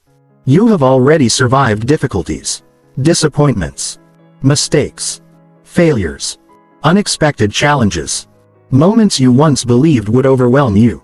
Yet here you are. The brain often forgets this evidence. It remembers threats more easily than victories.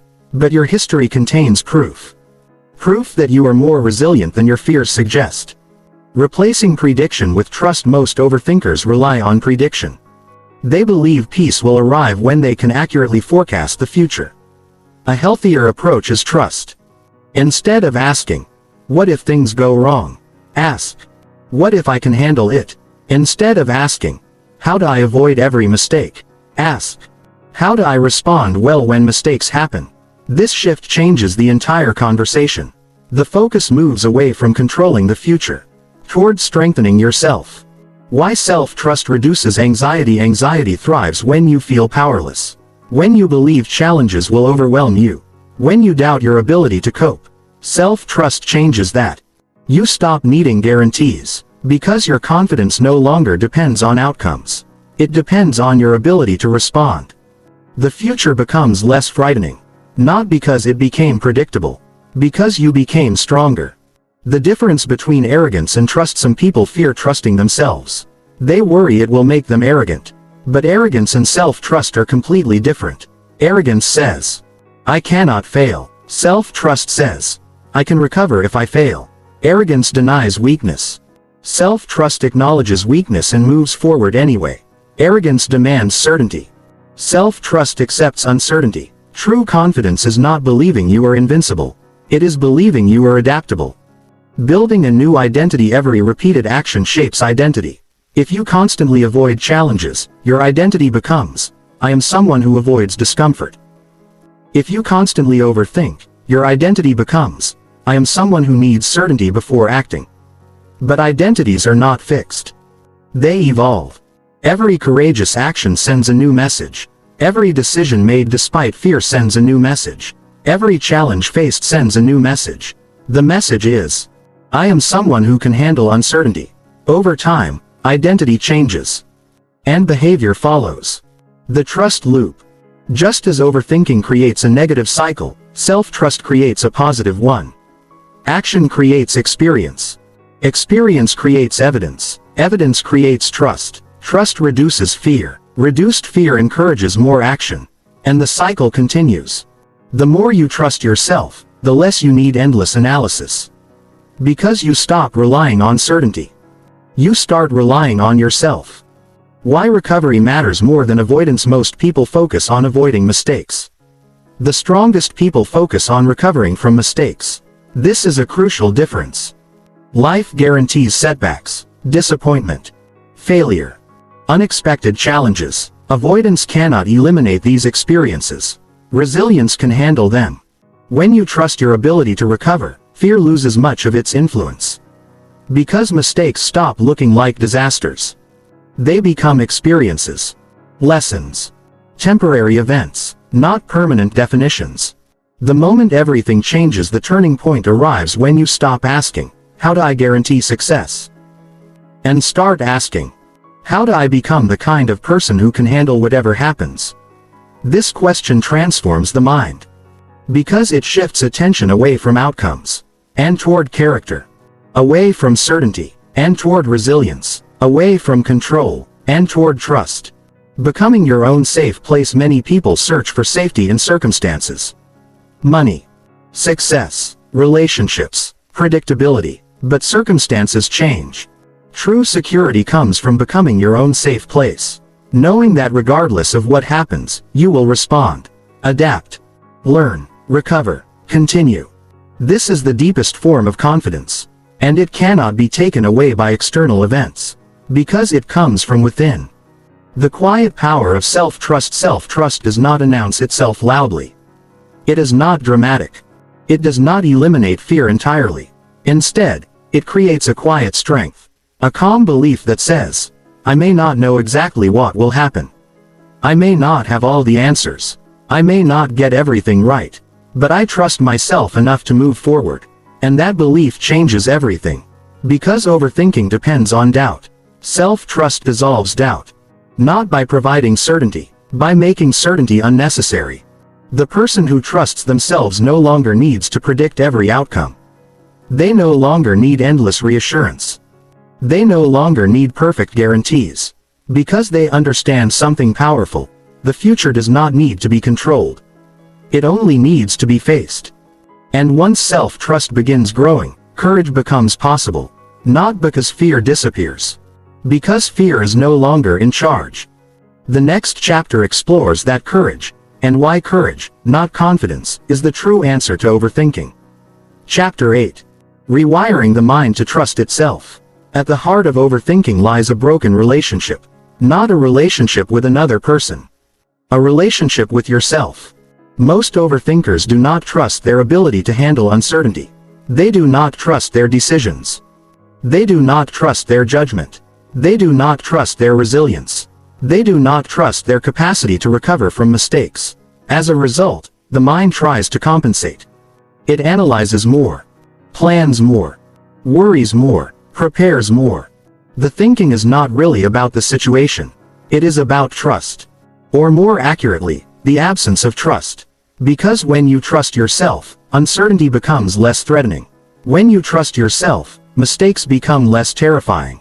When you trust yourself, life feels less dangerous. The problem is that many people have spent years teaching themselves the opposite. How self-trust gets broken. Nobody is born overthinking. Nobody enters the world doubting every decision. Overthinking develops over time. And one of the reasons it develops is because self-trust gradually erodes.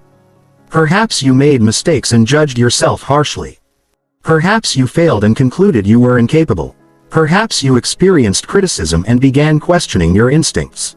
Perhaps you learned that mistakes were unacceptable. Whatever the cause, the result is similar. You stop trusting yourself. And when trust disappears, overthinking rushes in to fill the gap. The need for external validation. When people do not trust themselves, they often depend on external validation. They seek reassurance, opinions, approval, confirmation. They ask everyone what they should do. They search endlessly for advice. They look for certainty outside themselves. At first this feels helpful. But it creates a hidden problem. Every time you depend entirely on someone else's judgment, you weaken confidence in your own. The message becomes, other people know better than I do. Over time, this belief becomes dangerous. Because self-trust cannot grow while constantly being outsourced. Why mistakes feel so threatening. Many overthinkers treat mistakes as evidence of inadequacy. A wrong decision becomes proof they are incapable. A failure becomes proof they are not enough. A setback becomes proof they cannot be trusted. This interpretation creates fear. Because every decision now feels loaded with meaning. The truth is much simpler. Mistakes are not evidence of inadequacy. They are evidence of participation. Every successful person has made mistakes. Every expert has failed. Every leader has chosen incorrectly at times. Mistakes are not signs of weakness. They are signs of engagement with reality. Learning to trust your decisions. One reason people overthink is because they expect perfect decisions.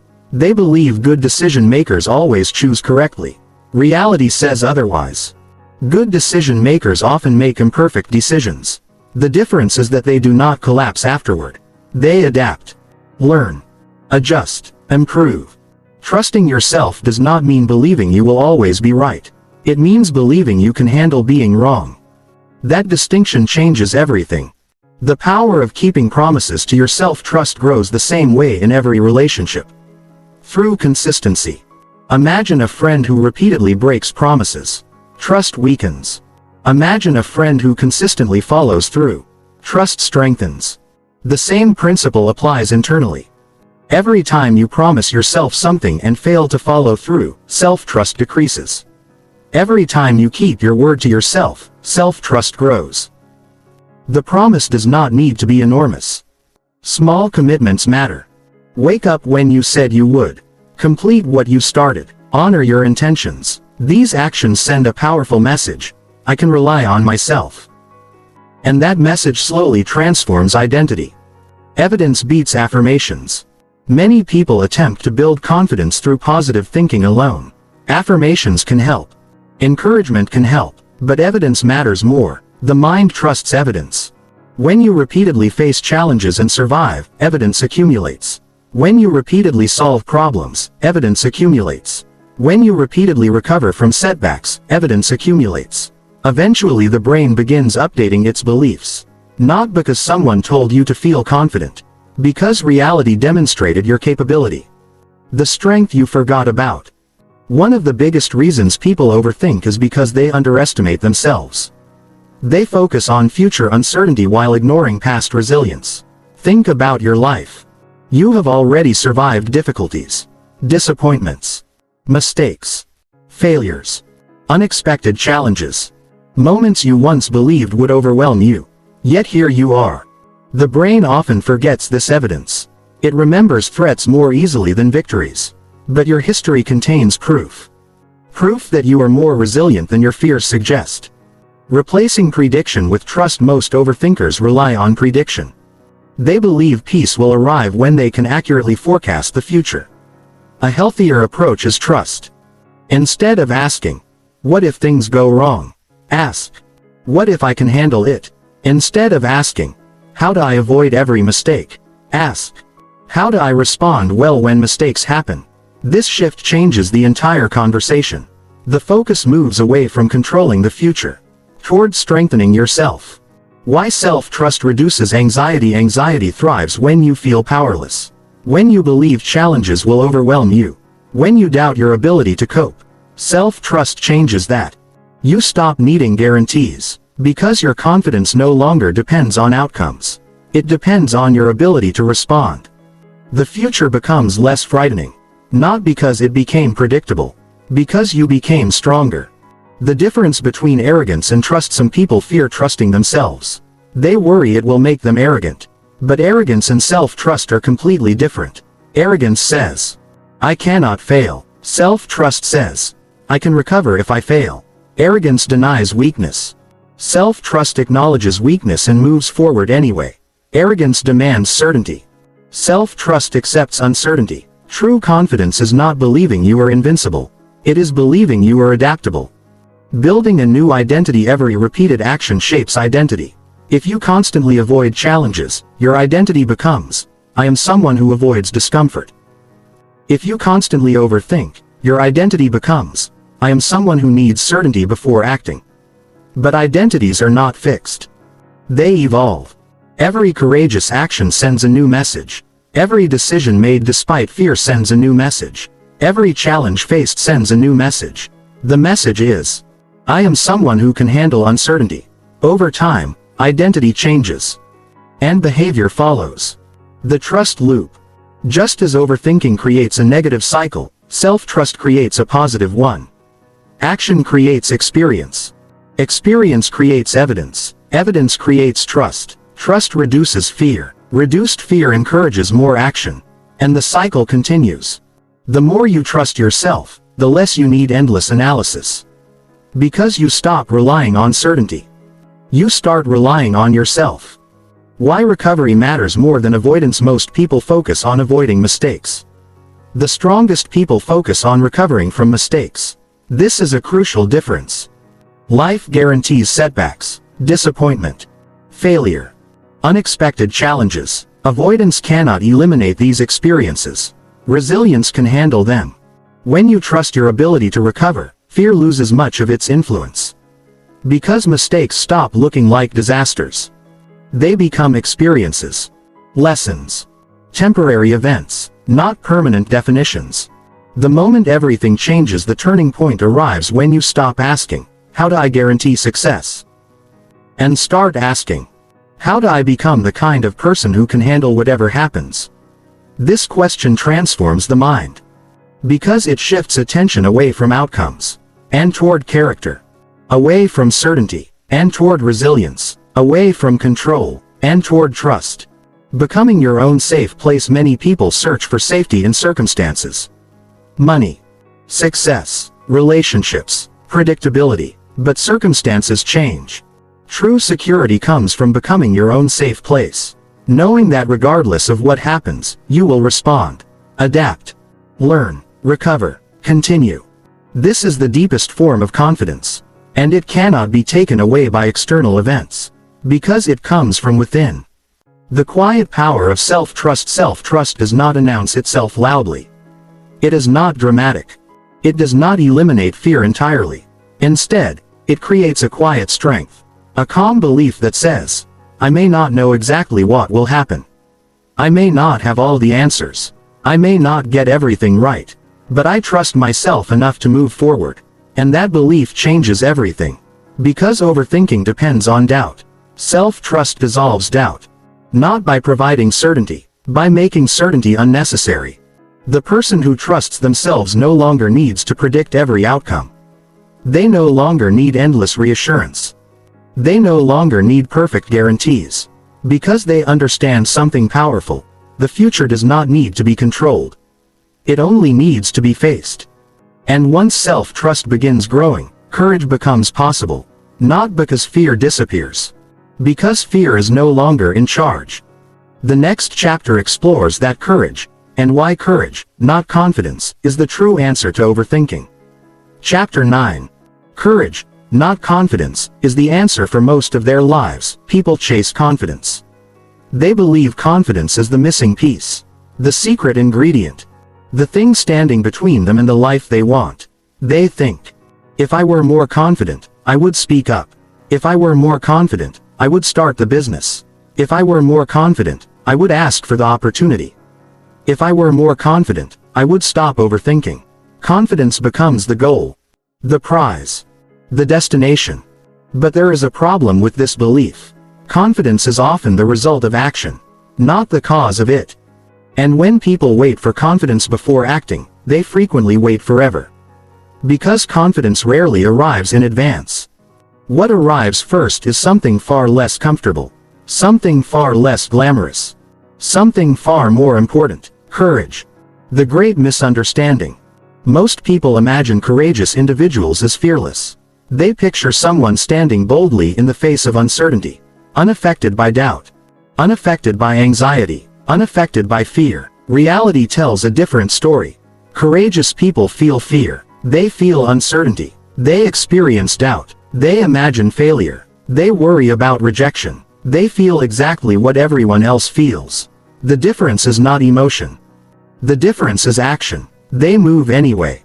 Why confidence comes later? Think about learning to ride a bicycle. You were not confident before the first attempt. You were uncertain, awkward, unsteady, possibly terrified. The confidence came later, after practice, after mistakes, after falling, after learning. Life works the same way. Confidence grows from evidence. Evidence comes from experience. Experience comes from action. And action requires courage, not confidence. Waiting for a feeling. Many people organize their lives around feelings. They wait to feel ready. Wait to feel motivated. Wait to feel certain. Wait to feel confident. Unfortunately, feelings are unreliable leaders. They change constantly. One day you feel inspired. The next day you feel uncertain. One moment you feel brave. The next moment you feel afraid. If action depends on feelings, consistency becomes impossible. Courage changes the equation. Because courage acts regardless of feelings. Fear is not a stop sign. One of the most damaging beliefs people hold is that fear means stop. Fear appears. The person assumes danger. The person assumes they should wait. The person assumes they are not ready. But fear does not always signal danger. Sometimes fear signals growth. Sometimes fear signals opportunity. Sometimes fear signals importance. The things that matter most often create fear precisely because they matter. The conversation. The opportunity. The dream. The challenge. Fear appears because something meaningful is at stake, not because you should retreat. The courage to be imperfect. Perfectionism is often fear in disguise. The fear of making mistakes. The fear of looking foolish. The fear of being judged. The fear of failing publicly. Courage means accepting imperfection. It means speaking before your words are perfect. Starting before your plan is complete.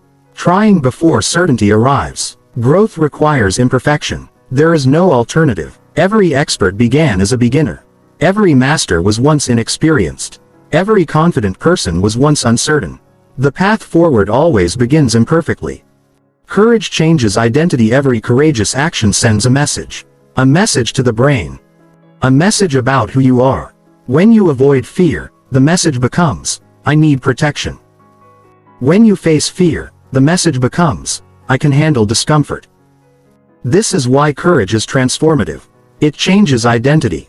One brave decision may seem small, but repeated courageous actions create a completely different self-image. Eventually the person no longer sees themselves as fragile. They begin seeing themselves as capable. The fear of failure. Revisited failure terrifies many people, not because failure itself is unbearable, because of what they think failure means.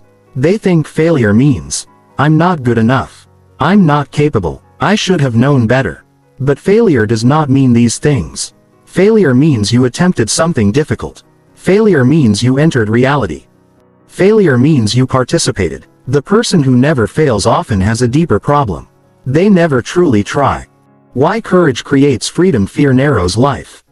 It reduces possibilities, limits opportunities, shrinks experiences, creates avoidance. Courage expands life. It creates options, invites growth, encourages exploration, generates opportunity. Freedom does not come from eliminating fear. Freedom comes from refusing to obey it. The courageous person experiences fear, but they are not controlled by it, and that distinction changes everything. The myth of the fearless life. Many people secretly hope for a future without fear. A future where uncertainty disappears, where doubt vanishes, where confidence becomes permanent. Such a future does not exist. Every new level of growth creates new uncertainty. Every meaningful goal introduces new risks. Every worthwhile challenge generates discomfort. Fear is not evidence that something is wrong. Fear is often evidence that something matters.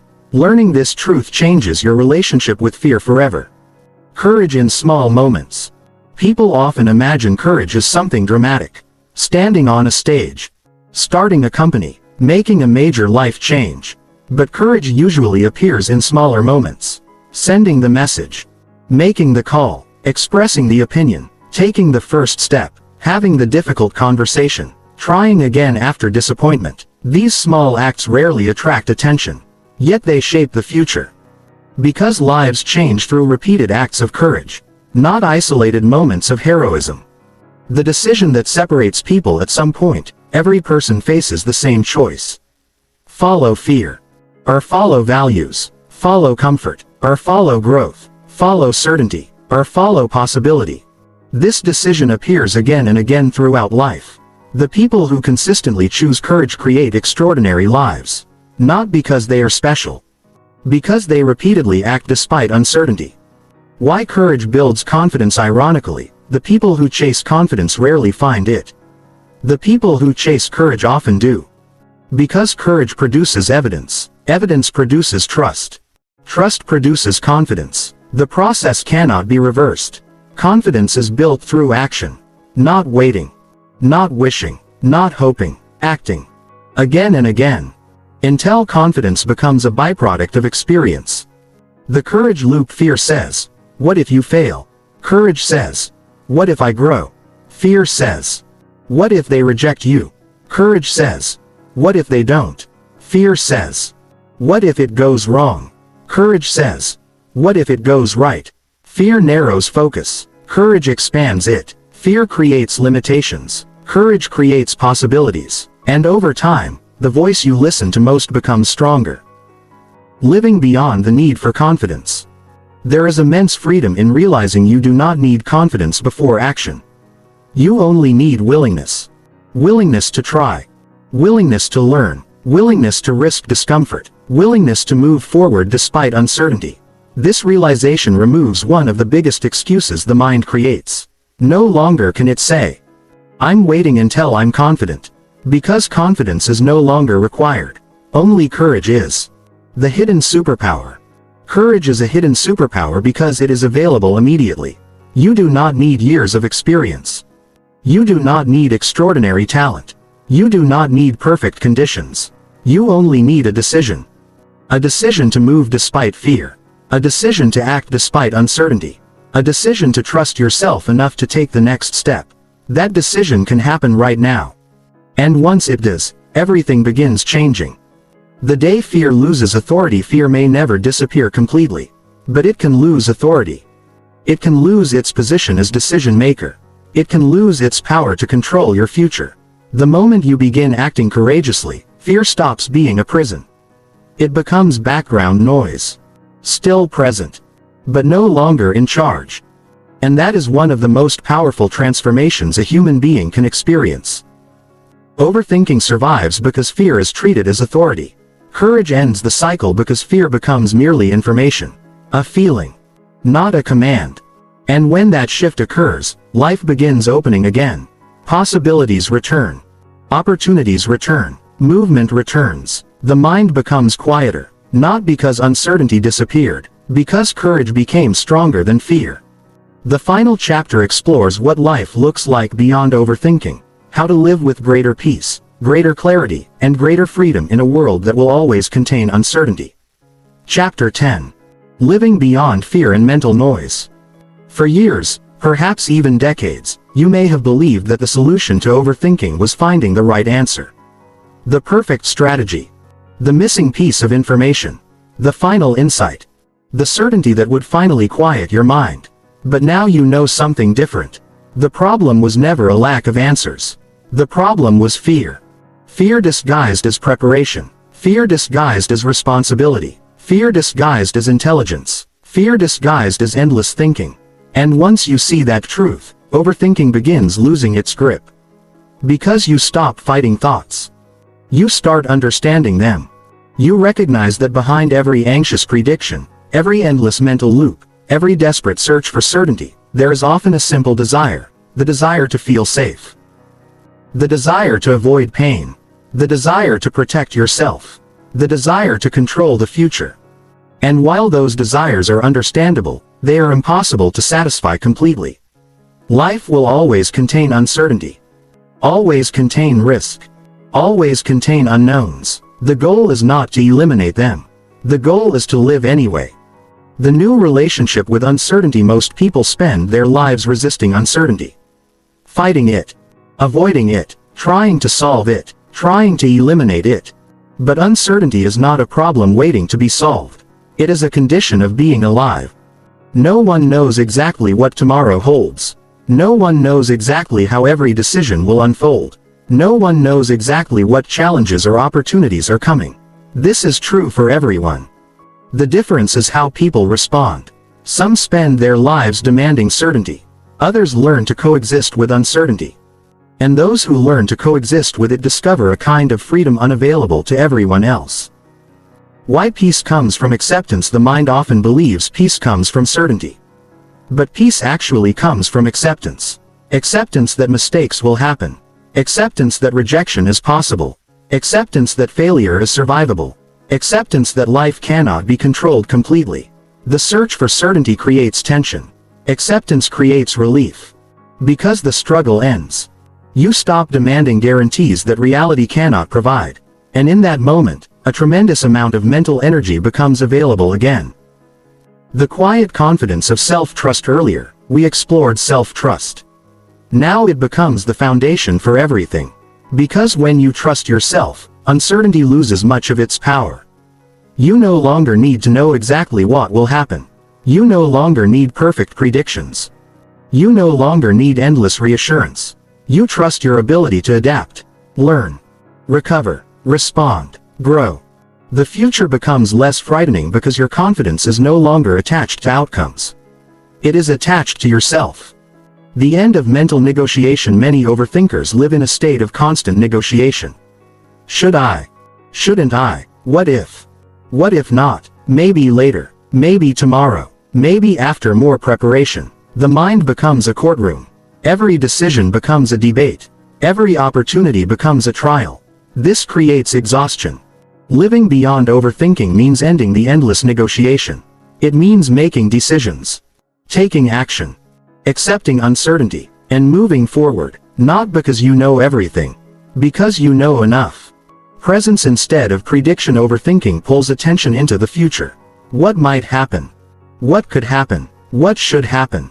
Living beyond overthinking brings attention back to the present. What is happening? What can be done now? What matters today? The present is where life actually exists. The future exists mostly in imagination. And imagination is where anxiety often thrives. The more present you become, the less fuel anxiety has available. The life that fear tried to prevent. One of the great ironies of overthinking is that the fear trying to protect you often prevents you from experiencing life.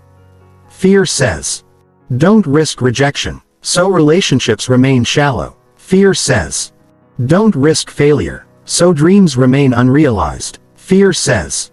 Don't risk embarrassment, so opportunities remain untouched. Fear promises protection, but frequently delivers limitation. Living beyond fear means accepting vulnerability, because vulnerability is the price of a meaningful life. The freedom of imperfection. Many people waste years chasing perfection. The perfect decision, the perfect plan, the perfect timing, the perfect version of themselves. But perfection is a moving target. The closer you get, the farther it seems. Freedom begins when you stop demanding perfection. When you allow yourself to be human. To make mistakes. To learn. To grow. To improve gradually. The goal was never perfection. The goal was participation. Becoming an action-oriented person. At some point, identity changes. You stop seeing yourself as someone who overthinks. You start seeing yourself as someone who acts. Someone who learns through experience. Someone who faces uncertainty. Someone who trusts themselves. This shift is powerful because identity influences behavior. The person who sees themselves as capable behaves differently. The person who sees themselves as resilient behaves differently. The person who sees themselves as courageous behaves differently. Transformation becomes easier when identity evolves. Why growth never ends. There is no final destination where fear disappears forever.